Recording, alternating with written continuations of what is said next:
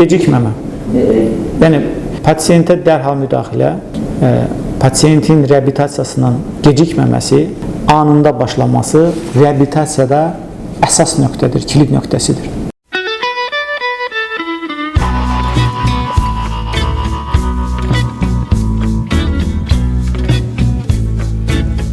Təbii ki, ruhun.